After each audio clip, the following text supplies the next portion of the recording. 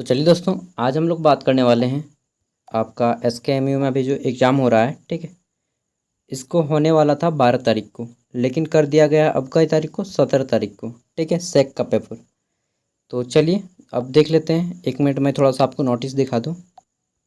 तो ये रहा आपका नोटिस, जिसमें बोला गया है कि आपका जो सेक पेपर रहेगा एनवायरमेंटल एंड पब्लिक हेल्थ, ठीक है, ये आपका 12 तारीख को था सेकेंड सिटिंग में। इसको चेंज करके कर दिया गया है 17 तारीख को, ठीक है। सेकेंड सिटिंग में 2 से 3:30 बजे के बीच में होगा, ठीक है। सेक एनवायरमेंटल एंड पब्लिक हेल्थ केवल only for environmental and public health वालों के लिए, ठीक है दोस्तों। चलिए अब देख लेते हैं। तो आप लोग का एग्ज़ाम होने वाला था सेमेस्टर 3 में। तो इसमें जो क्वेश्चन आएंगे इन्वायरमेंटल एंड पब्लिक हेल्थ में सेक पेपर में, वो कुछ इस टाइप से आएंगे। देखिए, ये 2019 में SKMU दुमका के द्वारा पूछा गया पेपर है। टाइमिंग आपको 1.5 घंटा दिया जाएगा, जैसा कि वहाँ पे बोल दिया गया है। फुल मार्क्स 40 होगा और 10 मार्क्स इंटरनल होता है, ठीक है। कुल मिला के 50 मार्क्स का पेपर होता है और इसको पास करने के लिए आपको 20 नंबर लाना होता है, ठीक है। तो इसमें सबसे पहले आपके 10 ऑब्जेक्टिव क्वेश्चन हैं, जो कि ग्रुप ए है। इसको सॉल्व करते हैं, उसके बाद सब्जेक्टिव क्वेश्चन की ओर बढ़ेंगे, ठीक है। तो इंग्लिश और हिंदी दोनों में क्वेश्चन है, मैं आपको दोनों में पढ़ देता हूँ। पहले इंग्लिश में पढ़ूंगा, फिर हिंदी में, ठीक है, ताकि किसी को दिक्कत ना हो। तो हमारा क्वेश्चन है कि फॉसिल फ्यूल आर, यानी कि जीवाश्म ईंधन होते हैं, क्या होते हैं दोस्तों। जीवाश्म ईंधन अगर एक बार ख़त्म हो गया तो दोबारा इसको हम उपयोग नहीं कर पाएंगे, यानी कि यह गैर नवीकरणीय है, यानी कि नॉन रिन्यूएबल है, ठीक है। रिन्यूएबल मतलब फिर से नया कर देना, लेकिन नॉन रिन्यूएबल वो चीज़ होते हैं जो एक बार ख़त्म हो गया तो ख़त्म हो गया, दैट्स ऑल। जैसे कोयला, पेट्रोलियम, ठीक है, ये एक बार समाप्त हो गए हैं तो दोबारा हम उसका उपयोग और नहीं कर पाएंगे, उसी को जीवाश्म ईंधन कहेंगे। अगला है फेफड़ों के जो रोग होते हैं, जैसे कि आपका क्या हो गया फेफड़ों का रोग, जैसे बोल सकते हैं कि लंग्स कैंसर, ठीक है। इसके अलावा आपका खांसना, ठीक है, दमा, ये जितने भी लंग्स डिजीज होते हैं, ठीक है, ये किन के कारण होते हैं। तो दोस्तों, फेफड़ों के जितने भी रोग होते हैं ये आपके होते हैं वायु प्रदूषण के कारण, ठीक है, एयर पोल्यूशन के कारण। ऑप्शन 3 इसका राइट आंसर हो जाएगा। आप लोग के सामने अगर कॉपी पेन हो तो प्लीज़ यार, मेरे भाई, मेरे दोस्त जो भी हैं, सिस्टर एंड ब्रदर्स, यार आप लोग कॉपी पेन लेके बैठ जाइएगा, ठीक है दोस्तों, और नोट कीजिएगा जिसको नहीं आता है।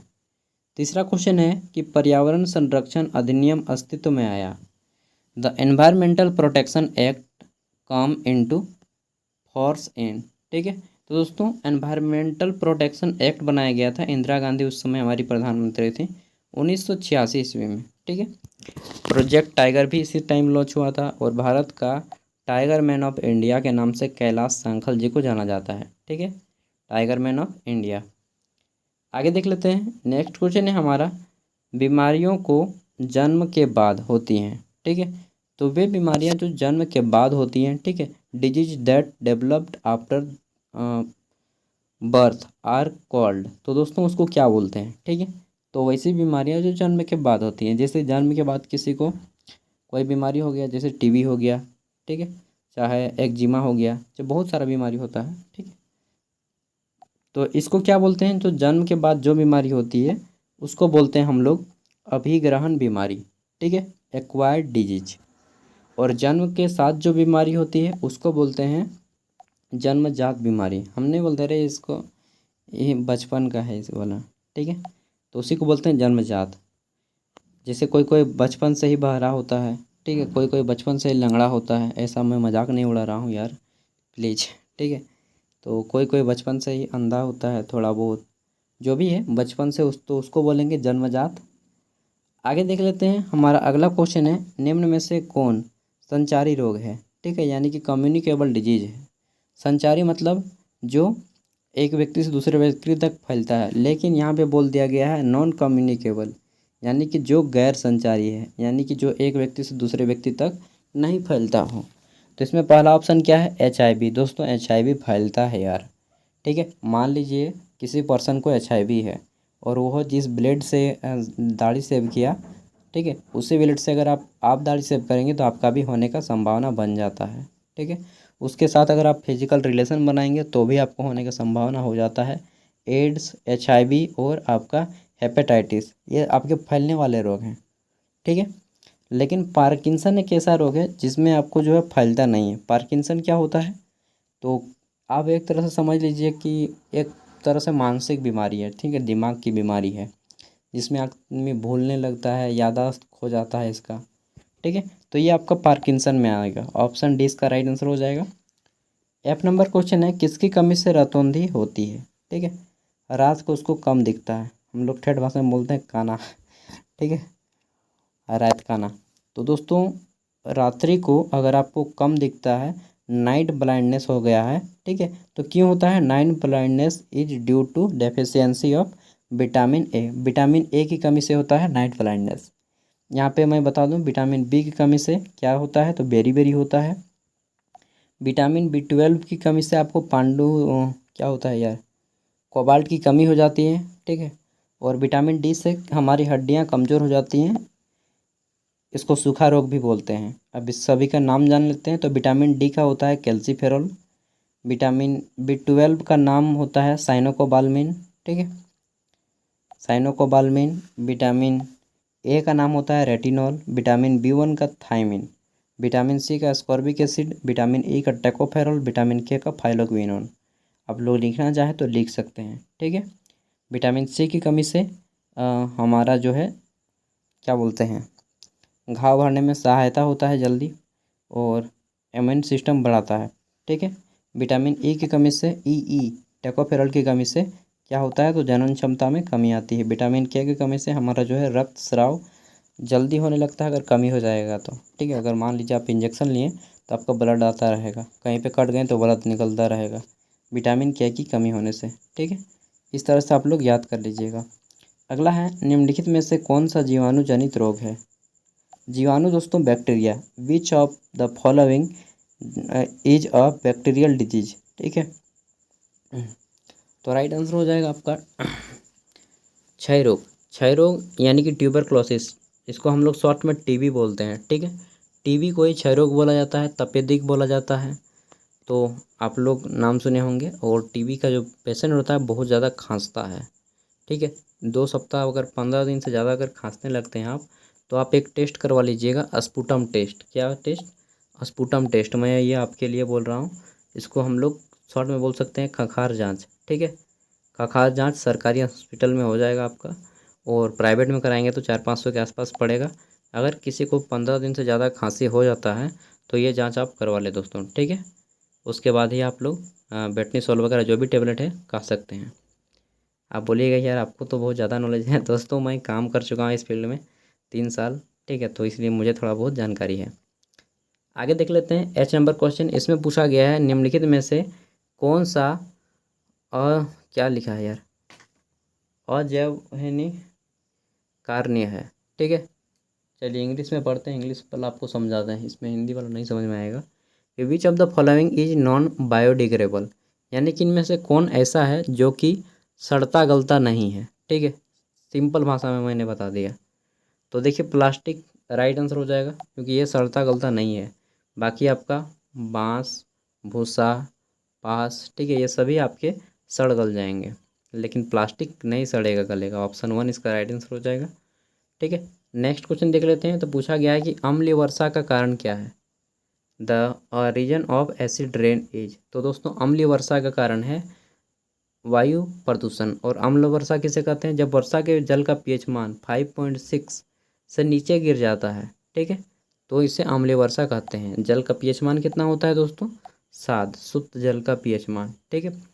और पीएच स्केल आपको मालूम ही होगा, अम्ल क्षार, 7 से अगर नीचे रहेगा तो अम्ल, 7 से अधिक रहेगा तो क्षार, ठीक है। एसिड और बेस बोलते हैं इंग्लिश में। अंतिम क्वेश्चन है हमारा ऑब्जेक्टिव में, पूछा गया है कि वन्य जीव सुरक्षा अधिनियम भारत में किस वर्ष आया। तो दोस्तों वन्य जीव सुरक्षा अधिनियम भारत में 1972 ईस्वी में आया था। कब, 1972 में, 1972 में। अरे यार कोई है क्या, रुकिए हम देख लेते हैं थोड़ा सा। तो चूहा आ गया है और मैं सोचा क्या हो रहा है यार। चलिए देख लेते हैं। अब आता है हमारा ग्रुप बी। ग्रुप बी में दोस्तों आपको 10 मार्क्स वाले 3 प्रश्नों के आंसर करने हैं, ठीक है। और इसका आंसर कोशिश कीजिएगा आप 250 शब्दों में देने का। कितना, 250, मतलब कि एक खड़ा पन्ना का दोनों साइड और दूसरे खड़ा पन्ना का एक साइड। इतना अगर आप लिख देते हैं तो 10 में से 8 मार्क्स आपको मिल जाएंगे, ठीक है। और 20 मार्क्स लाना है। यहाँ पे टोटल आपके 6 क्वेश्चन हैं, 6 में से किसी 3 को बनाना है, ठीक है। चलिए देख लेते हैं। तो पहला क्वेश्चन है आपका यहाँ पे, उदाहरण के साथ चर्चा करें कि जलवायु परिवर्तन मानव स्वास्थ्य को कैसे प्रभावित करता है, ठीक है। एग्जाम्पल दे के बताना है कि मानव स्वास्थ्य को कैसे प्रभावित कर रहा है जलवायु परिवर्तन। इंग्लिश में है कि discuss with an example how climate change effect human health, ठीक है। नेक्स्ट क्वेश्चन देख लेते हैं। तीसरा क्वेश्चन इसमें पूछा गया है कि जल की गुणवत्ता किस प्रकार हमारी स्वास्थ्य को प्रभावित करती है। इंग्लिश में है कि how quality of water effect our health, ठीक है। नेक्स्ट देख लेते हैं 4 नंबर क्वेश्चन। तो इसमें पूछा गया है कि वैश्विक रोग क्या है, इनके कारण, रोकथाम और नियंत्रण की व्याख्या करें। इंग्लिश में है कि व्हाट इज ऑक्यूपेशनल डिजीज, ठीक है, and explain it's cause, prevention and क्या है जी, कंट्रोल है, ठीक है। नेक्स्ट देख लेते हैं दोस्तों। तो हमारा 5वां क्वेश्चन है कि सार्वभौमिक टीकाकरण, सार्वभौमिक टीकाकरण कार्यक्रम यूपीआई शॉर्ट में बोलते हैं, और पूरा फुल फॉर्म इसका है यूनिबॉर्न प्रोग्राम, क्या है जी, यूनिवर्सल यूम्यूनी चलिए जो भी है, मुझे नहीं आ रहा है अच्छे से, मैं पकड़ नहीं पा रहा हूँ। यूनिवर्सल इम्यूनोबोन प्रोग्राम, ये क्या इम्यूनो है या मालूम नहीं, पढ़ने में थोड़ा सा दिक्कत हो रहा है, ठीक है। चलिए जो भी है, तो सार्वभौमिक टीकाकरण कार्यक्रम पर टिप्पणी लिखना है आपको। और 6ठा क्वेश्चन है, किस प्रकार जीवन शैली एवं सफाई हमारे स्वास्थ्य को प्रभावित करते हैं। How life style and class, ये वही है जी, सॉरी क्लियरनेस है, clearness after our health, sorry effect our health. यार इतना ख़राब क्वालिटी है ना, क्या बताएं। यही होता है, बहुत पुराना पेपर जब निकालते हैं तो इतना पेपर ख़राब हुआ होता है कि वीडियो भी बनाने में थोड़ा सा दिक्कत होता है। 7 नंबर है, पर्यावरण संरक्षण अधिनियम का वर्णन करें। इंग्लिश में है give an account on environmental protection act, ठीक है। तो ये कुछ क्वेश्चन थे जो कि आपके एग्ज़ाम में आने की संभावना रखती हैं, क्योंकि ये पूछे जा चुके हैं।